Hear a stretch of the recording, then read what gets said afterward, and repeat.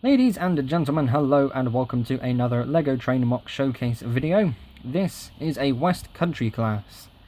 Now if you type in West Country class, Merchant Navy class and Battle of Britain class, you get the same locomotive, which is weird. I mean, is that because, at the time it was built? Is it, for certain jobs or something like that?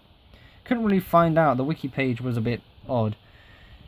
The worst thing about looking up this locomotive was where the whistle went. Eventually I found that it goes here, or at least I assume so. I mean, that's what it looks like. But the end result is very unique. This is a very interesting looking locomotive. It is a streamlined locomotive as well. Some of the details aren't properly captured, but for my building skill I am very pleased with this. So let's go to the front as always and start from here. So we have quite a bit of forehead space over here with this piece. So if I take this off, there is supposed to be like a bar or something kind of going across the top there, but anything I use kind of just looks a bit too chunky. I mean, even if I were to use a 6 long bar there, you can see it sticking out against these curved pieces. So it's just 4 wide and there's the gaps there, and I'm gonna have to live with that. But yeah, the front is now kind of more generic. These are designs that I'm getting more used to, which is pretty good. The wheel spacing is getting better as well. Piston details. Sadly, these details are in grey because I have those parts in grey. But ideally, these would all be black because this livery in particular uses the green and yellow as you see along here, but all of this kind of bottom space is completely black, which looks really good. I mean, if you were to look at the actual picture of the real locomotive, you can get an understanding of what it's supposed to look like, and it does look really good. Whilst this is a good thing, as it brings up more colours, it's a bad thing because it's not accurate. But that's okay, it all still works, that's pretty good, and I am happy with that. One thing I'm also happy but not happy with at the same time is the boiler. So the boiler is supposed to go like that. It kind of slopes in a little bit. But when I went to the Great Western Lego Show, there we go, in Swindon back in 2016, the first one I went to, I actually saw one of these and I got that on video, which is really good because I could use that as a reference. The guy who built his one is basically like this. It's a straight up brick built boiler with a 7 wide cab. Now the cab, originally the cab should be 6 wide, again with the sloped boiler detail, but sadly that was not captured. But seeing as someone else did this, I thought, yep, someone else did it, it looks good, I can get away with it. And yeah, I think I have gotten away with it because it does look really good. That chunkiness kind of brings it out to make it look different. These slope bricks are they're the slope bricks that are a bit taller than a brick, and it's a bit weird. If you can, hang on, can I try and get one of these off? There we go. So it's this sort of shape, basically. That's what these are. I got some of these with that tile going across there as well, to hold on to some of the tiles going across the top. But yes, it was an interesting use of those bricks. I only had the select few set to a side, and this is where they're being put. So yeah, that's good stuff. Along the top, it's actually quite bland, but at the same time, it kind of needs to be because it is a streamlined locomotive. Probably couldn't tell that with my design, but yes, this is supposed to be streamlined. This is the funnel here, and it's got this kind of dipped in area around it, so I've been able to achieve that quite nicely just by going down a tile. There's this thing here, which is, I can't actually get that out, but that is that inverted, I want to actually try and get that out. Can I get that out? Do I have anything nearby that I could use to get it out? No, I don't, okay. So sadly, I can't quite show you. But it is those 2x2 circular pieces that are kind of domed in shape. It's basically the opposite to this brick. It's the one you put underneath the brick instead. But because those 2x2 cylindrical pieces have that axle hole in the center, I've got a few of those, put an axle rod through them, and successfully achieved this look, which is quite good. I did that mainly because I'm running out of these. I need to make an order to get some more. But yeah, that does look pretty good there, and I'm actually really pleased with that.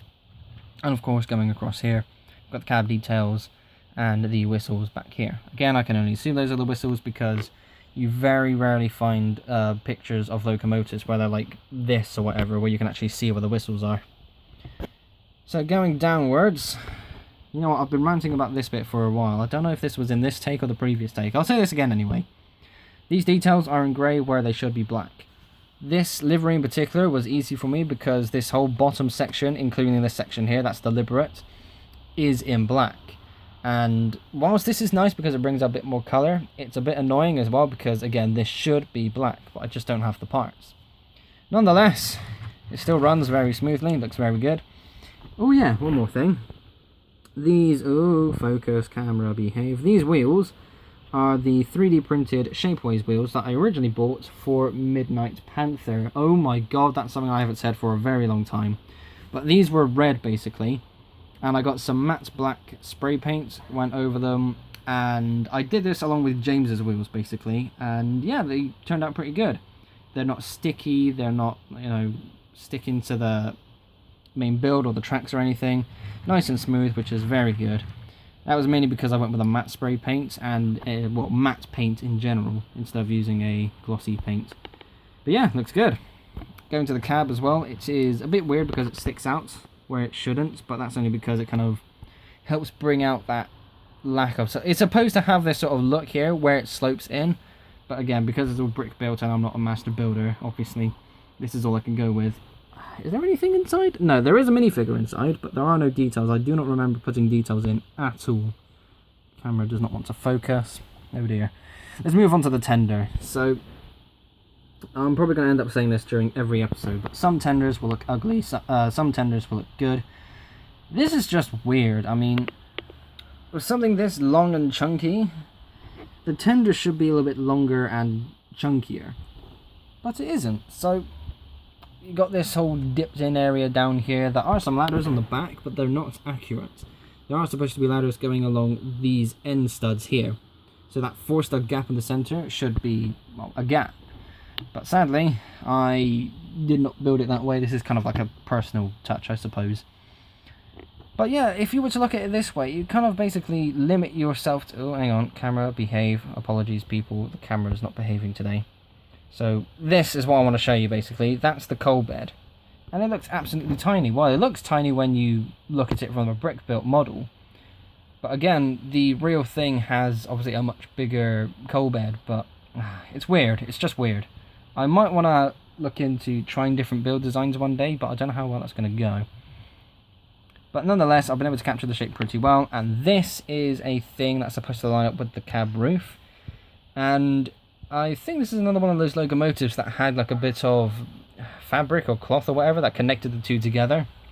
But such a thing will not work with Lego because it is brick built, it's chunky, and there's going to be a lot of overhang as it goes around corners and points. So yeah, that is pretty much everything. My camera just gave me an alert about a minute ago saying that it was about to die. So I need to end this video now basically. Runs nice and smoothly, just thought I'd show this off for you. God, looks so good. I'm so happy with this engine as well because it's so different to the other things I've made. A square boiler with a different tender compared to all the round ones I've made. West Country class on the railway. This is what the Merchant Navy locomotive turned into, by the way. I think I said that at the beginning. Yeah, I said it again just in case. But yes, I need to go. I'm panicking over the phone battery. Thank you all ever so much for watching. Be sure to like and subscribe if you haven't already. I will see you all in the next episode. Bye.